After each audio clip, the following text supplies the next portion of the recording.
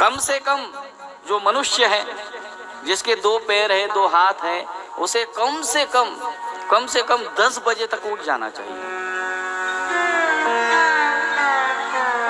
आप कहोगे अरे अच्छी बात है, हम तो 8 बजे उठ जाते हैं। कम से कम 5 बजे तक तो उठ ही जाना चाहिए, कम से कम।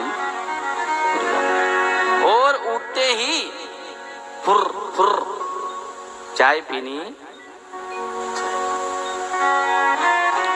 अरे हम मनुष्य हैं, हम जानवर थोड़ी ना हैं। उठते ही हमें उस भगवान का शुक्रिया करना है, हमें अभिवादन करना है, उसको अभिनंदन करना है। प्रभु बस मैं सोया था लेकिन आपने मुझे जगा दिया, मुझे नई सांसें आपने प्रदान की है, तो प्रभु आपके बहुत मुझ पे क्या है उपकार है। ऐसे प्रथमतः भगवान को अभिवादन करके, पृथ्वी माता को वंदन करके फिर अपने स्थान से उठना और उसके बाद स्नान उपरांत सब क्रिया करनी चाहिए। माताओं, अगर आपको आपके घर में नित्य लक्ष्मी का अगर वास चाहिए, नित्य शांति चाहिए, नित्य आनंद चाहिए, तो सबसे बड़ी जिम्मेवारी आप पे है कि आप उठते ही पहले आपको क्या करना है, स्नान करना है। नहीं तो बहुत सारी माताएं, मतलब यहाँ सूरत की तो नहीं है कोई, वहाँ की जहाँ जिस गांव को नाम ही नहीं अभी दिया गया है, वहाँ की माताएं पहले उठते ही किचन रूम में घुसेगी और पहले क्या बनाएगी, चाय बनाएगी और अपने मिस्टर को भी जगाएगी। ए जी लीजिए चाय, बेटी कहते उसे, कौन सी टी, बेटी। और दोनों पति पत्नी मिलके वो पाव क्या होता है वो डुबा के दोनों खाएंगे सवेरे सवेरे। जब तक हमारा शरीर सुचिरभूत नहीं होता है तब तक हमें किचन रूम में प्रवेश नहीं करना है, ये आप याद रखना। स्नान करने के बाद ही, और किचन रूम में कभी भी जाओ तो चप्पल पहन के ही जाना है, नंगे पैर नहीं जाना है किसी को, याद रखना। हाँ, और चप्पल पहन के ही खाना बनाना है। अगर बीच में हो सके तो थोड़ा चल सकता, ऐसा नहीं करना, क्योंकि आहार शुद्ध व सत्व शुद्धि है।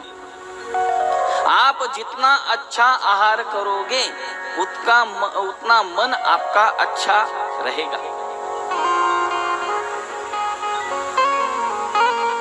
मैंने किसी लोगों को, बहुत सारे लोगों को सुना है कि महाराज हम कुछ भी खाते हैं लेकिन हमारा मन बहुत पवित्र है, बहुत अच्छा है, हम सब खाते हैं, जो हम हमारे सामने जो आ जाए, अगर आप भी आ जाओ ना, समय आए तो आपको भी खा जाएंगे हम, लेकिन हमारा मन क्या है, पवित्र है। ये तो ऐसा हो गया भैया, एक आदमी ने गटर के पानी से स्नान कर लिया और कह दिया कि मेरा शरीर पवित्र हो गया। हो सकता है कभी? कभी नहीं हो सकता है। अरे आपका मन अगर पवित्र होगा, आपका मन अगर अच्छा होगा तो आपको सबके प्रति दया निर्माण होगी, सबके प्रति प्यार निर्माण होगा आपके अंतःकरण में। अच्छे मन वालों का तो वही है। आज स्थिति ऐसी है कि इंसान को कहना पड़ता है कि भाई तू इंसान है तो कम से कम इंसान की तरह तू क्या कर, वर्तन कर, इंसान की तरह रहे। आज कहने की ऐसी स्थिति है, इसलिए बहुत संभालना है। सदाचार बहुत ही जीवन में, और कम से कम माताओं को तो बहुत आवश्यक है, बहुत आवश्यक है। ये जो अभी कन्याएं हैं जो बहुत फैशन करती है, फैशन के नाम पे बहुत सारी गलत चीजें हो जाती है, लेकिन मैं उनको दोष नहीं दूंगा, उनकी माताओं को दोष दूंगा। मैं हमेशा कहता हूं कपड़े शरीर को ढकने के लिए होते हैं, शरीर को दिखाने के लिए नहीं होते। और अगर माता ही अपने शरीर को दिखाएगी तो उसकी कन्या, उसकी बेटी उससे क्या सीखने वाली है? वही तो सीखेगी। इसलिए सदाचारी जीवन होना चाहिए। आप कहोगे कि आप हमें ही सुनाते हो, उनको सुनाते नहीं। अभी वो इतने साइड में चले गए हैं, उनको क्या सुनाओगे? वो अपना अपना कुछ भी चलने देते हैं वहां पे। लेकिन सभी का ये कर्तव्य है, सदाचारी जीवन, पवित्रता से जीवन जियो। स्नान आवश्यक है। अगर आप कभी वॉशरूम में जाते हो तो हमें हाथों को धोना है, पैर को धोना है, मुख मार्जन करना है, कम से कम 8 बार कुल्ला करना है। उसके बाद ही कभी किसी चीज को हमें छूने का अधिकार है। इसलिए हमारी परंपरा में किसी को छूने नहीं दिया जाता है। इसका कारण यह है कि हम ज्यादा से ज्यादा पवित्र रहने का प्रयत्न करते हैं और सामने वाला अगर अपवित्र शरीर से हमें छुएगा तो हमारे भजन में विघ्न आता है, हमारा मन चंचल हो जाता है, हमारे मन में विकार आने लगता है। इसलिए सबको निवेदन होता है, एक तो पूरी पवित्रता से रहो या फिर छुओ ही मत। और दर्शन अगर हमें करना है तो याद रखिए, दर्शन करते हुए नियम है। पहला नियम तो ऐसा है कि आप अपने ज्येष्ठों का दर्शन करोगे तो भगवान के विग्रह के सामने कभी किसी का दर्शन नहीं करना है। अगर भगवान की मूर्ति है, मैं भी एक दिन दर्शन करने आया तो सब मेरे पैर छूने लगे, मैंने दर्शन करना ही बंद कर दिया। क्योंकि मैं आता हूँ, दूसरे भगवान के सामने मेरे पैर छूते हैं तो मुझे भगवान से बड़ा कर देते हैं और भगवान का क्या हो जाता है? अपमान हो जाता है। वो बहुत बड़ा दोष। इसलिए भगवान के सामने किसी का पैर न छुए। अगर कोई साधन अवस्था में है, पूजा कर रहा है, ध्यान में है, तभी भी उसका पैर नहीं, उसको दूर से वंदन कर लो, कोई दिक्कत नहीं है।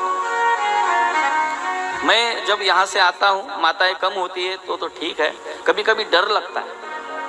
ऐसा डर लगता है, मैं आते आते हुए किसी माता का भाव उमड़ आया, नहीं आज तो महाराज के मैं पैर पकड़ूंगी ही, चाहे जो भी हो जाए। मैया ने मेरे पैर पकड़ दिए और मैं अगर गिर गया, सबके सामने वाले मेरे सब टूट जाएंगे। तो मुझे बताओ, आपका पैर छूना कोई मायने रखता है? इससे अच्छा एक है दूर से ही बात खत्म। उसमें आपको भी आनंद है और हमको भी आनंद है। और पैर छूने से